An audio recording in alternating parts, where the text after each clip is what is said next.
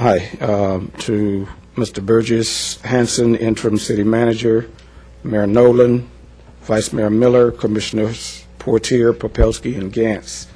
My name is Anthony Davis, and I live at 336 Northwest 7th Court.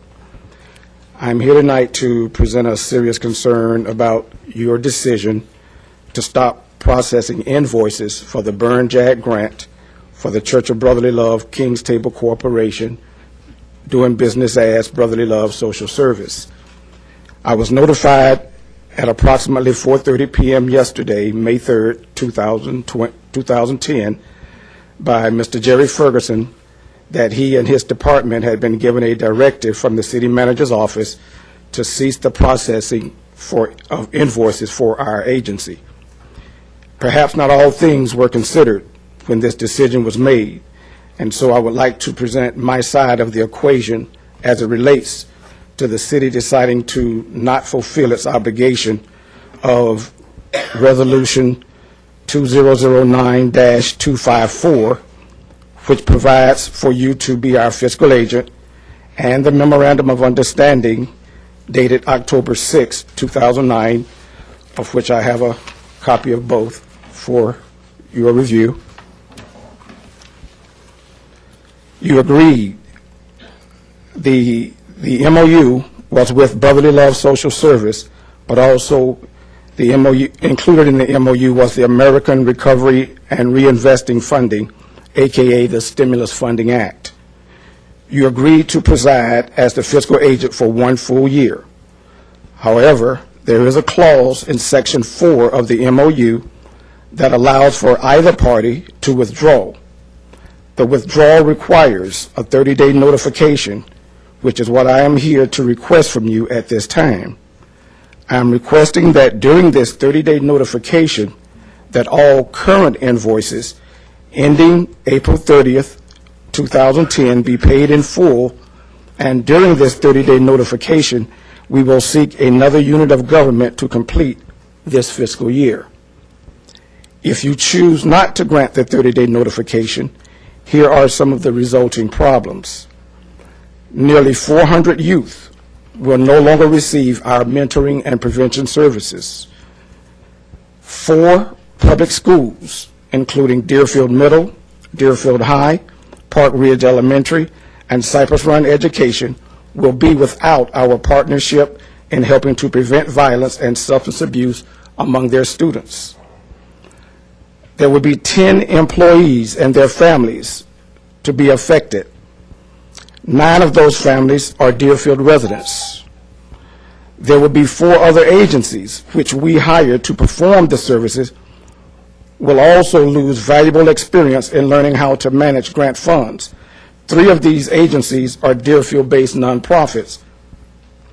If we are unable to attain another fiscal agent, the funding will have to be returned to the federal agency from which it came, with an explanation of why those funds were returned. If you are choosing to no longer do business with Brotherly Love Social Service, you will also have to renege on the contract you currently have with us to provide social skills services at the Westside Park after school camp for your grant with Children's Services Council, which at that point would cause the city to be out of compliance with those grant requirements. It is my hope and my desire that we be allowed to continue doing business under the current MOU until it runs out on September 30th, 2010. I believe we have at least earned the opportunity to be given the 30-day notice and have all current invoices paid in full. We have been working diligently and honorably with this city for the past 25 years, and we have never given this body a reason to distrust our integrity. In light of the current issues being alleged, I believe the law says we are innocent until proven guilty. Not only have we not been proven guilty of breaking any laws, but we have not as much been given even a charge of any wrongdoing. So I ask of you to live up to the current MOU and the current contract you have with Brotherly Love Social Service, or at least give us the 30-day notice and pay all current invoices up to April 30th, 2010. Pastor Davis, I believe you and I have a meeting set for tomorrow afternoon at either 2 or 2:30, so I'll be happy to discuss that with you then. And Mr. Morotis will also be in that meeting as well. Well, what I would like to ask is that the commission be given an opportunity to give an opinion as to this situation. It's a situation where we're being unduly punished for something that we have no knowledge of, and there's a signed MOU, there is a signed contract for the other, and if the city is withdrawing doing business with us, you're putting, again, our organization in jeopardy of having to shut down.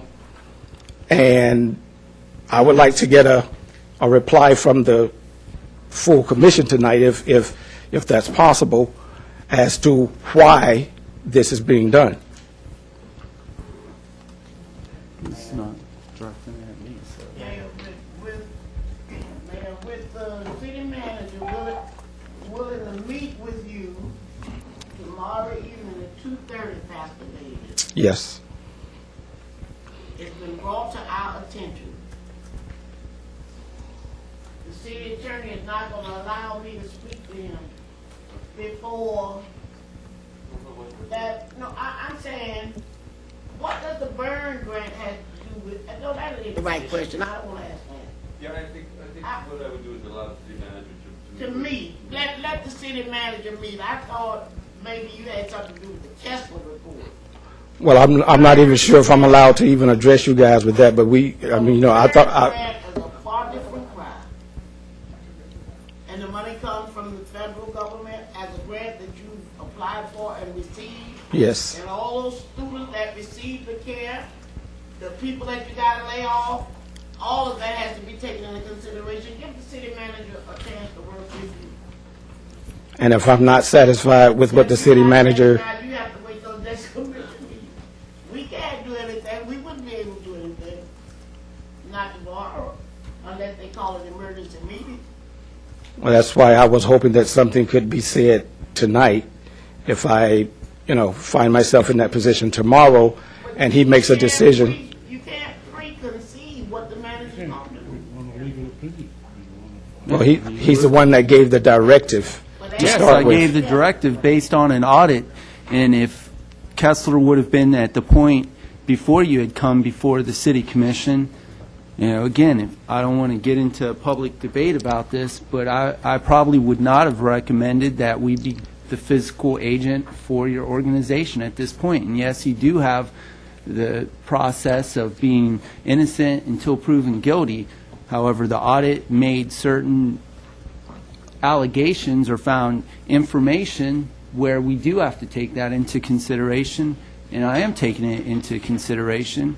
And I can assure you that I'm not just making these decisions haphazardly. There's a lot of thought put into it, and I certainly have involved legal as well as Mr. Parkin and Mr. Ferguson in my decision-making.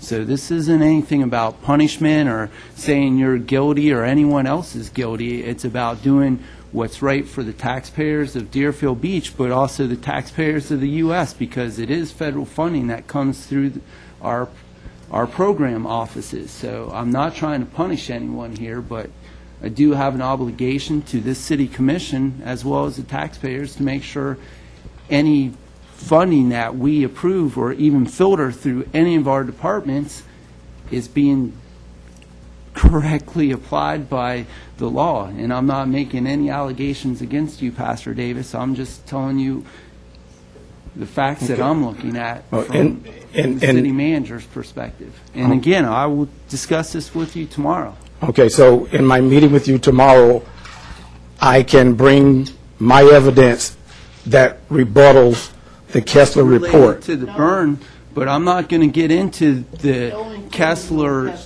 report because, again, there's possibility for criminal a criminal investigation, and I'm just not going to do anything that would jeopardize the city's part in that, or yours, for that matter. I'm not saying you did anything criminal, but I'm just saying from the perspective that... So in my meeting with you tomorrow, I just want an understanding. In my meeting with you tomorrow concerning Byrne, Yes, that's what the meeting... I will be given an opportunity to present something to you or explain to you why. Yeah, you can explain to me why you think I should allow our finance department to push through checks on your behalf. And, again, we'll go over the memorandum of understanding, and that's why I asked Mr. Morotis to be there tomorrow as well, so I could have a legal opinion during that meeting. I think the city manager took a positive step in agreeing to meet with you, and your request to meet with him is a good thing,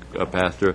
And I think what we probably best served by having this discussion tomorrow afternoon. Thank you for your time.